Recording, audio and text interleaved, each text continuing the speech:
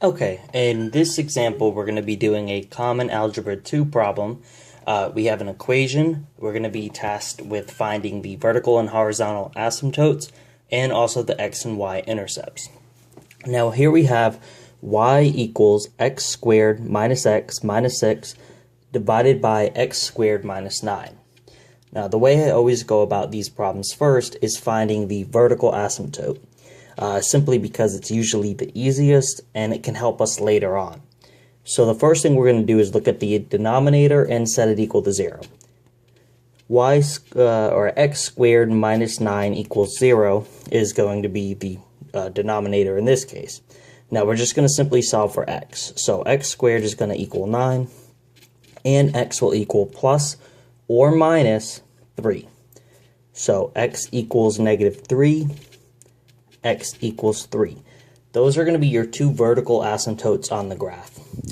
Now, the next thing that I would go ahead and do is look for the x-intercept, simply because sometimes the asymptotes can conflict with the information that you get as far as your x-intercept.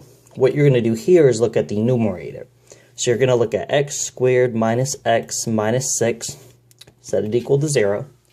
And in this case, what I'm going to go ahead and do is do the quadratic formula. That would be negative b plus or minus the square root of b squared minus 4ac all divided by 2a. Now a is going to be the first term, b will be the second term, and c will be the third term. Now it's important to note that you do use the coefficient, so a is not going to be x squared, a is going to be 1. A equals 1, b equals negative 1, and c equals negative 6, because x squared is just really 1x squared and negative x is really negative 1x. We just don't put the 1 because it's self-explanatory. So when you write this out, what you're going to get is negative 1, or negative 1. So you're actually going to get plus 1 plus or minus the square root of negative 1 squared minus 4 AC, so that'll be 1 times negative 6, all divided by 2, just 2 times 1. So what you're going to get is 1 plus or minus the square root of 25, because right here you have negative 4 times 1, which is negative 4, times negative 6, so that's going to give you plus 24. Then you're going to have negative 1 squared, which is just 1. So you're going to get 1 plus 24, which is going to be 25. So you're going to get 1 plus or minus the square root of 25 divided by 2. Now the square root of 25 is just 5, so that works out nicely. You're going to get 1 plus or minus 5 divided by 2. So 1 plus 5 equals 6 divided by 2 equals 3. And 1 minus 5 equals negative 4 divided by 2 equals negative 2. Now, here's why I said to do the vertical asymptote first. Again, you don't need to, but if you look at this, one of your answers is 3, which you might think is okay, but it's not, because you can see here that that's an asymptote. An asymptote will always overrule, because that's telling you, no, it can't be that.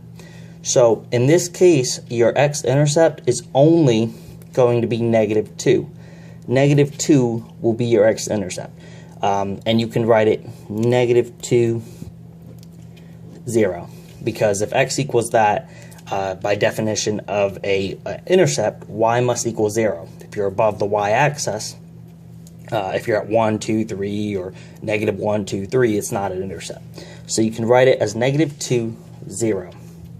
So far we have negative 2, 0 as your x-intercept, and we have your x-asymptotes as negative 3 and 3.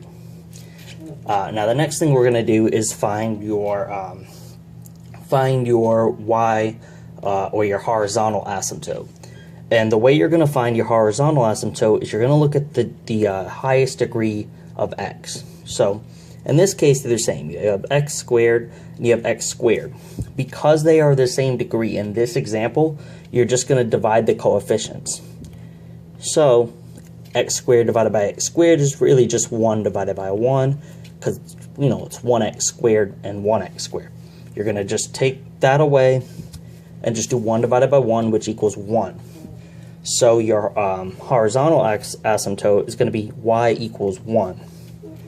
And then finally, if you're looking to find your y-intercept, that's pretty easy.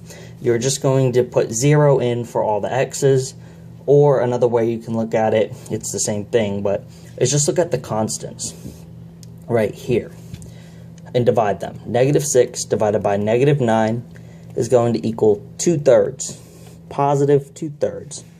And that's just going to be your y-intercept. You can write it 0, 2/3. Remember, if you're solving for your y-intercept, your x is always 0.